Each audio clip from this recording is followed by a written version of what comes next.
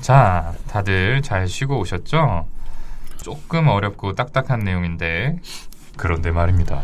아직 3위부터 1위까지가 남아 있습니다. 죄송합니다. 3위 질문으로 넘어가죠.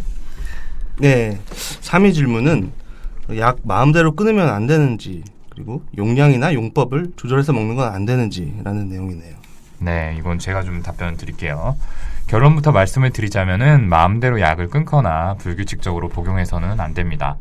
본인이 조절하는 게 가능한 경우도 일부 있기는 한데 이거는 뭐 뒤에서 말씀을 드릴 것 같고요. 약을 왜 끊으셨냐라고 물어보면 흔하게들 하는 말씀이 효과는 없고 부작용만 있다라고 말씀을 하세요. 근데 우울증 약 같은 경우를 예로 들어보면은 그 효과가 충분히 나타나기까지 최소한 4주 이상은 꾸준하게 약을 복용을 해야 되고 치료가 잘 돼서 증상이 좋아진 후에도 적어도 6개월간은 투약을 유지하다가 주의 깊게 감량을 해야 됩니다. 그렇지 않으면 재발할 확률이 굉장히 높아지죠. 앞에서 정신과 약들이 크게 우울증, 정신증, 불안장애나 불면에 사용하는 것들로 나뉘어진다라고 말씀을 드렸는데 이 중에 불안장애나 불면에 쓰는 약 중 일부를 빼고는 대부분 필요한 투약 기간이 몇 주 또는 몇 개월입니다. 이 기간 중에 효과와 부작용을 평가해서 약의 종류와 용량을 또 맞춰 나가게 되는 거고요. 근데 약을 불규칙하게 복용을 하면은 사람마다 다른 약의 효과나 또 적정 용량 같은 걸 가늠할 수가 없으니까 치료가 어렵게 되겠죠. 네, 그리고 사연자분의 친구는 부작용이 힘들어서 약을 끊었다고 하셨는데 이런 초반의 부작용은 몸이 약에 적응이 되면서 저절로 사라지는 경우가 많이 있어요. 오히려 약을 갑자기 끊게 되면 금단 부작용을 겪을 수가 있습니다. 이거는 약물 농도가 급격히 낮아지면서 원래 있었던 정신과 증상, 불안이라든지 불면, 우울 같은 증상이 다시 악화되는 것과는 별개로 어지러움이나 오심, 마비감, 감기에 걸린 것 같은 몸살 감기 같은 느낌 같은 전에 없던 신체 증상들이 나타날 수가 있습니다. 그 아플 때 진통제 먹는 것처럼 정신과 약 중에도 증상이 있을 때만 본인이 조절을 해서 복용하는 게 가능한 약도 있습니다. 효과가 비교적 빠르게 나타나는 항불안제나 수면제는 불안이 악화되거나 불면이 심할 때 본인이 필요할 때만 복용하는 형태로 처방을 저희가 드리기도 하거든요. 그렇지만 어디까지나 정해진 수량이나 횟수 이내에서만 사용을 하셔야 되는데 예를 들어서 이제 널리 알려진 수면제 스틸록스의 경우에 네, 졸피뎀이죠. 네. 아까 얘기했던 그게 하루에 2알 이상은 이제 먹어도 효과가 없고 부작용만 점점 생기는 건데 이거를 저희가 몇 번씩 설명을 드려도 계속해서 과용하는 분들이 정말 많습니다. 네. 수면 중에 어떤 행동 문제가 나타나는 부작용이 사회적인 이슈가 돼가지고 지금은 아예 처방 시스템에서 제한이 걸려있기도 한데요. 그 잠을 못 자는 게 오죽 힘들어서 좀 그러실까 싶기도 한데 수면을 돕는 정신과 약이라는 게 졸피뎀 말고도 많이 있거든요. 조금 오셔서 저희랑 상의를 하시면 좋겠습니다. 네. 그리고 또 자주 하시는 말씀이 술을 마셔서 약을 안 먹었다 이런 말씀 많이들 하시거든요. 근데 이 말 들으면 사실 여러 생각이 들어요. 사실 저는 이제 술 마셔서 약을 안 드셨다 하시면은 일단 괜찮다고 말씀은 드립니다. 그런데 이제 다음 날부터는 다시 꼭 드시도록 하고요. 그리고 앞으로는 약 드시는 중간에는 술을 안 드시는 게 좋다라고 설명을 드리죠. 혹시 다른 분들은 좀 어떻게 하시는 편인가요? 네, 이게 케이스마다 다르기 때문에 뭐라고 이야기하기가 좀 조심스럽긴 해요. 그래서 일반적인 경우로 말씀을 드릴 텐데요. 우선은 술을 일상적으로 마시는 것 자체가 예를 들어서 우울 증상을 악화시킬 수가 있고 또 술 자체가 잠을 깊이 못 자기도 하죠. 게다가 지난번에 공황장애 편에서도 이야기를 했었는데 술의 금단 증상이 마치 불안 증세하고 닮았거든요. 네. 그래서 우울증이나 불안, 불면증으로 인해서 약 드시는 분이라면 우선은 병이 좋아지기 위해선 술을 드시면 안 된다고 이야기를 드리곤 했었던 것 같아요. 네, 이 신경안정제, 항불안제라고 부르는 벤조디아제핀 계열 약물의 경우에는 이 술과 같이 드시게 되면은 같은 양의 약으로는 효과가 나지 않게 돼서 이 필요한 이 복용량이 늘어나게 되는 현상이 내성이라는 게 생기게 되거든요. 네. 이런 문제도 있죠. 네, 역시 술이 항상 문제네요. 그래서 저는 한때 술을 끊었었던 적이 있었고 한때 그때를 생각해보면 상당히 기분도 좋고 몸도 좋았었던 것 같아요. 네. 저희 방송 시작할 때만 단주 유지 중이셨는데 네네. 어느새 굉장히 과거형이 됐네요. 먼 과거의 얘기처럼 하시길래 소리 소문 없이 시작하셨나 봐요. 언제부터 아니요. 근데 뭐 거의 그냥 와이프가 마시기 시작하면서 전형적인 프로젝션 진짜 흔한 알코올 환자분들의 네. 한 잔씩 같이 하는 정도. 어쩔 수 없이 마신다. 네. 사실 마시지 않겠다고 하기가 좀 어려워서 억지로 마시는 측면이 좀 있어요. 네. 알아서 편집해 주시고요. 편집해달라고 하면 편집 안 되는 거고. 그래요? 네. 네, 그 멘트가 생생하게 살아서 나가요. 제가 몇 번 당해봐서 알죠. 네. 어쨌건 뭐 술을 마셨을 때 약을 어떻게 해야 되느냐 이거는 케이스 바이 케이스이기 때문에 뭐 여기서 이렇게 한 번에 말씀드리기는 곤란할 것 같고요.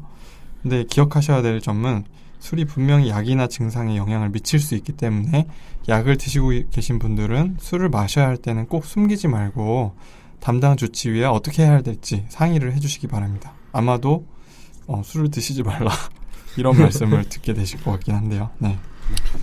네. 그럼 다음 2위는 제가 소개해드리겠습니다. 정신과 약 한 번 먹으면 평생 먹어야 한다던데 사실인가요? 요거는 김지용 선생님께서 한번 답변 부탁드립니다. 네. 이 질문 참 많이들 하시죠. 약을 먹고 증상이 잘 조절되면 조심스럽게 끊어볼 수 있어요. 사실 그런데 솔직히 말씀드리면 그렇게 되지 않는 경우들이 많죠. 네. 그래서 보통 고혈압과 당뇨 치료에 비유해서 설명드리거든요. 그냥 애초에 혈압 당뇨약 복용하듯이 계속 먹는다고 생각하시는 게 더 마음이 편하다 이렇게 말씀드려요. 결국 중요한 거는 약을 언제까지 먹냐 마냐 이 문제가 아니고 증상이 없는 상태로 지낼 수 있냐 그게 훨씬 중요한 거잖아요. 네. 근데 이제 치료 중에 자의로 이렇게 약을 끊으시는 경우가 굉장히 많은데 그런 경우는 대부분 결국에는 좀 재발을 하고 만성화되는 더 안 좋은 코스로 가게 된다 이런 설명을 드리죠. 역설적이게도 그냥 평생 약을 먹어야지라고 처음부터 마음먹은 분들이 오히려 증상이 다 나아서 약을 끊게 될 수 있는 가능성이 더 높은 거예요. 네, 맞아요. 네, 와, 진짜 좋은 말씀이죠. 김순신인 줄 알았어요.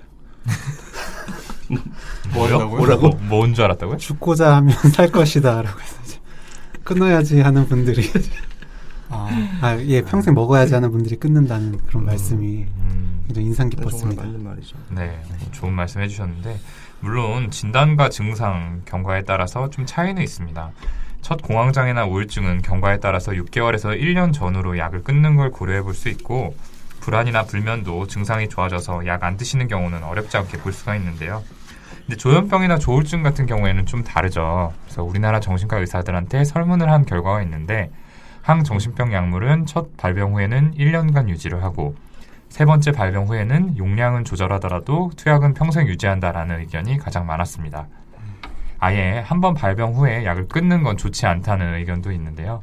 보호자나 본인한테 설명할 때 워낙 악화나 재발이 잦은 병이라 약을 아예 끊는 건 위험이 크고 어느 정도의 용량은 계속 복용하는 걸로 생각하시자 이렇게 저는 말씀을 드리는 편입니다. 그렇죠. 예, 마지막 대망의 1위 저희가 뽑은 진료 현장에서 제일 많이 듣는 질문은 김지용 쌤이 이번에도 조금 말씀을 해주시는 게 좋겠어요. 오프닝 멘트시기도 하고. 네, 그거요. 되게 부담스럽네 또 시키니까. 정신과야 그거 한 번 먹으면 중독되는 거 아니야? 네, 이상입니다. 네. 저희 앞집 아주머니랑 많이 비슷하세요. 그렇게. 네, 김지용 선생님 아주 잘 해주셨는데 1위는 정신과 약 먹으면 의존성 생긴다던데 괜찮나요? 바로 이 질문입니다. 네, 역시 이 질문이 1위를 차지했네요. 그럴 줄 알았어요. 들어봤죠. 너무너무 많이 들었던 질문이죠, 사실. 네. 네, 그래서 이 질문에 대한 대답은 두 가지 관점에서 바라봐야 될 것 같아요. 그 중에 한 가지 관점인 약을 평생 먹어야 하느냐 하는 문제는 앞의 질문에서 대답을 했으니까 넘어가고요. 정말로 약이 의존성을 일으키는지에 대해서만 이야기를 해볼게요. 결론부터 이야기하자면 의존성을 일으키는 약물이 실제로 있습니다. 항불안제, 신경안정제라고 불리는 벤조디아제핀 계열의 약물이 그런데요. 다만 통상적인 약물 치료 용량에서는 의존성이 거의 생기지 않아요. 일반적인 약의 제형으로 보았을 땐 한 번에 한 알씩 하루에 3번 정도 먹는 수준 이내에서는요. 네. 근데 일반적인 약의 제형이라는 거 역시 개별적으로 차이가 크니까 이 말씀도 그대로 받아들이시면 좀 곤란할 수가 있습니다. 예, 보통 약물 처방할 때 그리고 벤조디아제핀은 한 가지나 두 가지 종류 이상 처방하는 경우도 많이 있잖아요. 네, 맞아요. 뭐 우연히도 제가 자꾸 술 얘기를 하게 되는데 앞에서 얘기한 것처럼 약 먹고 술도 같이 마시게 되면 내성이라는 게 생기는데요. 그러다 보면 약의 양도 늘어나게 되고 위존성이 생기게 되는 경우도 있어요. 그래서 술을 가급적 줄이시라고 말씀드리는 거고요. 그리고 드물게 기질적으로 그 약물依存 성향이 강한 분들도 있어요. 근데 이제 정신건강의학과 의사들이 항불안제 계열 약을 처방할 때 가장 촉각을 세우는 게 내성이나 의존이 생기지 않는지를 확인하는 거거든요. 또 어떻게 보면은 그 내성이나 의존이 생겼을 때 그걸 치료하는 것도 정신과 의사들이에요. 그런 걸 생각하면 저희들이 항상 주의를 기울이면서 약을 조절한다라는 것을 생각하시고 크게 걱정하시지 않아도 될 것 같아요. 네. 네, 여기까지 정신과 진료 현장에서 자주 듣는 약에 대한 질문 6가지와 그에 대한 답을 알아봤습니다. 저희가 방송을 준비하면서도 느꼈고 또 오늘 녹음을 하면서도 느낀 건데 환자분들께서 정신과 약에 대해서 유난히 겁을 먹고 오해하시는 부분이 많은 것 같아요. 물론 아까 김중훈 선생님 말씀하신 것처럼 약에 대해서 다들 조금 선입견이라는 걸 가지고 계시지만 제가 예전에 보건지소에서 근무할 때 혈압약이나 당뇨약 뭐 아니면 흔히들 먹는 감기약 이런 것들에 대해서는 사실 이 정도까지 의문을 갖지는 않으셨던 것 같거든요. 네, 그 다른 과에서보다 정신과 약에 대해서 유독 이렇게 궁금증들이 많으신데 이 결국에 약을 계속해서 드셔야 되는 입장에서 환자분들이 힘들고 꺼려지는 점이 많아서인 것 같아요. 그 중에 하나가 이제 부작용 때문일 텐데요. 가끔 그 옛날에 쓰이던 정신과 약들을 쭉 드셔오신 분들이 저희 외래에 오시면 그 약이 저도 사실 익숙하지 않아가지고 책을 조금 펼쳐보고 할 때가 있는데 보면은 부작용도 참 많고 제한점도 많잖아요. 이게 그렇죠. 몸이 굳어지거나 뭐 떨리거나 간질을 일으키기도 하고 심장에도 무리가 갈 수 있는 경우가 많고요. 이렇게 부작용이 심했던 그 옛날 약들에 비하면은 요즘에 나오는 약들은 전반적으로 많이 훨씬 개선이 돼가지고 약을 꾸준히 복용하시기에 많이 편해진 거는 맞는 것 같아요. 그렇다고 해도 이게 약이 완전하지는 않으니까 부작용은 계속 있는 거고 그래서 안 그래도 증상 때문에 힘들었던 분들이 이 약 먹기 전에는 없었던 부작용들을 경험을 하게 되면 약에 대해서 아무래도 조금 더 거부감이 생길 수밖에 없을 것 같긴 합니다. 네.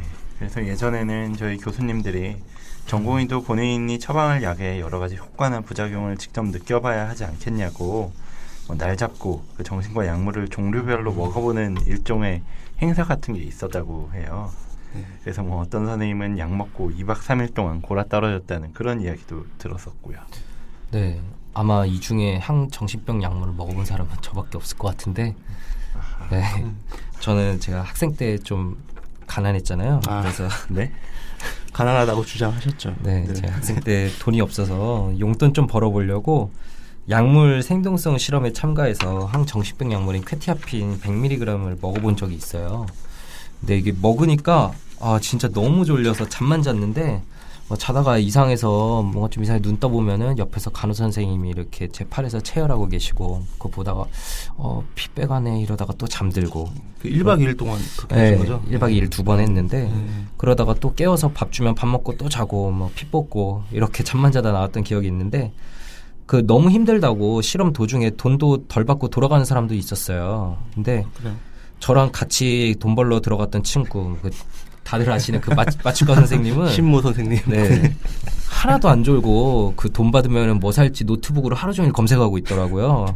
그래가지고 그걸 보면서 사람마다 약에 반응하는 정도가 진짜 다르구나 그때 깨달았었는데 그리고 이제 몇 년 뒤에 제가 정신과 의사가 돼서 퀘티아펜을 쓸 일이 정말 많았죠. 근데 700mg, 뭐 800mg 이렇게 막 처방을 해도 전혀 못 주무시는 경우가 허다하더라고요. 이제 병으로 인해서 호르몬 불균형이 이미 생겨버린 상태라 그런 건데 그 환자분들도 나중에 호전돼서 호르몬 균형이 다시 완전히 맞춰진 상태에서 그 용량을 그대로 드시면 제가 경험했던 것처럼 하루 종일 잠만 주무시게 될 수도 있어요. 그렇죠. 네. 그래서 딱 같은 환자분이라도 그분에게 딱 정해져 있는 약 용량이 있는 게 아니라 상태에 따라서 증상에 따라서 용량을 계속 변경해 나가야 부작용의 발생을 막을 수 있는 거고요. 그렇죠. 맞습니다. 부작용이 생긴 이유 중 하나가 약 먹은 직후에 몸속의 약물 농도가 급격하게 올라가기 때문인데요. 이런 문제도 해결하고 그리고 투약 순응도를 높일 수 있는 장기 지속형 주사제제들이 많이 개발되고 있어요. 한 달에 한 번 정도 백신 맞듯이 주사를 맞으면 효과가 유지되는 약이에요. 지금은 이런 주사약들이 보험 인정 문제 때문에 사용할 수 없는 경우가 좀 맞죠. 있어서 좀 안타까운 경우도 있어요. 네, 좀 안타깝습니다. 그리고 또 환자분들이 약을 꺼리시는 게 물론 이런 약 자체의 한계들도 있겠지만 역시 정신과 약을 먹는다. 그러면 이제 정신과 환자다라는 데 더 씌워지는 부정적인 이미지, 사회적인 낙인이 제일 크지 않을까 싶어요. 요 몇 년 새 방송에서 연예인들이 자기 증상이나 정신건강의학과에서 치료 경험을 오픈하기도 하고 뭐 조인성 같은 탑스타들이 드라마에서 환자 역할, 그것도 주인공으로 나오는 분위기인 걸 보면 인식이 많이 밝아지긴 했어요. 네, 그래도 여전히 정신과 약 먹는다고 하면 그래 뭐 마음이 나약하다, 제대로 된 사회생활이 불가능한 사람이다라는 편견이 있는 걸 보면 이런 사회적인 포비아는 여전한 것 같습니다. 네, 이 시점에서 한번 제가 또 청취자 대표로서 요청을 해야 될 것 같은데요. 허기영 쌤이 한번 오프닝 낙인 멘트 보여주시죠. 오늘 막 시키시네요, 다들. 앞에 들으셔도 되는데 마음만 굳게 먹으면 되는 걸 무슨 치료를 받는다고. 네가 의지가 약해서 그래. 되게 공들이시네요. 이게 진짜 환자분들, 보호자분들이 이 말씀 많이들 하시죠. 그렇죠. 외래까지 와서도 그러시잖아요. 그렇죠. 네, 아무튼 뭐 최근에 뭐 졸피뎀이 되게 이슈가 된 적이 있었잖아요. 근데 이제 이게 경우에 따라서는 다르지만 뭐 과용한 경우도 있었고 그렇긴 하지만 연예인 중에서 누가 뭐 졸피뎀 처방을 받았다. 단지 이 이유만으로도 이게 앞가림 못하는 심신미약자라는 식의 보도가 있었던 적도 있었던 것 같아요. 이런 걸 보면은 사회에서 편견 없는 시선으로 봐주는 거는 조금 시기상조가 아닐까 싶고요. 최근에 온 다른 사연 중에 미국에서 공황장애 진단을 받고 처음으로 약 처방을 받았는데 부작용과 의존성이 걱정돼서 약을 먹어야 하는 건지 걱정이 된다라는 분의 사연이 있었죠. 맞아요. 있었어요. 그분에게도 오늘 저희 방송이 도움이 되지 않을까 싶은데 약물 치료 잘 하셔서 빨리 완쾌하시기를 저희는 바라겠습니다. 예, 이 정도로 좀 오늘 방송 마무리 해보도록 하고요. 오늘 이 시간 어땠는지 소감 들어보도록 하겠습니다. 대표로 김지용 선생님께서 한 말씀 해주시죠. 네, 저희 페이스북 페이지에도 올려놓은 글이긴 한데 그 정신과 질환이 생긴 분들께 이렇게 막 폭우가 쏟아져 생긴 진흙탕에 빠져서 헤어나오기 힘든 상태의 자동차를 비유로 들어서 설명드리곤 하거든요. 이미 수렁에 빠져서 바퀴가 헛돌 땐 본인의 의지가 아무리 강해도 혼자서 헤어나올 순 없죠. 정신과 치료가 그럴 때 도와주는 견인차 같은 존재다. 스스로의 의지로 이겨낼 거다. 이 말은 진흙탕에 빠진 채 견인차의 도움을 거절하는 것과 마찬가지라고 이렇게 말씀을 드려요. 물론 뭐 비가 다 그치고 땅이 다 굳은 뒤에는 혼자 나올 수도 있겠지만 그 사이에 얼마나 고통스러운 시간을 힘들게 보내야겠어요. 아예 뭐 못 태어나게 되는 경우들도 있죠. 네. 그래서 정신과 치료, 그중에서 특히 약물에 대한 잘못된 선입견 때문에 잘못된 선택을 하시는 일들이 많은데 이런 방송을 통해서 조금이라도 그런 일들이 줄어들었으면 좋지 않을까 이렇게 생각을 합니다. 정말 그랬으면 좋겠습니다. 네, 저희가 드리고 싶은 말을 김지용 선생님이 잘 정리해서 말씀을 해주셨습니다. 오늘 사연 주신 분께 소중한 사연 보내주셔서 감사하다는 말씀을 드리고 싶고요. 사연에서 오늘 방송에 소개되지 않은 추가적으로 궁금해하시는 부분들은 저희가 메일로 답을 드렸으니까 확인해 보시면 좋을 것 같습니다. 자, 이제 마지막으로 우리의 메일 요정, 골뱅이 요정 손정현 선생님께서 골뱅이 요정이 왠지 모르게 불쾌한데요. 왜 불피하죠? 알겠습니다. 방송하는 동안 몇 가지 요정이 될지 좀 궁금한데, 정신과에 대해서 아니면 주변 사람이나 본인의 심리에 대해서 궁금한 점 어떤 것도 좋습니다. 이메일 brainrich 숫자 6 골뱅이 gmail.com brainrich 숫자 6 골뱅이 gmail.com으로 보내주시거나 웃지 말아주실래요? 갑자기. 페이스북 내부자들 페이지를 통해서 알려주셔도 감사하겠습니다. 네. 손정현 선생님 잘 소개해 주셨습니다. 자, 이걸로 저희 파트 1 정신과의 비밀을 소개합니다.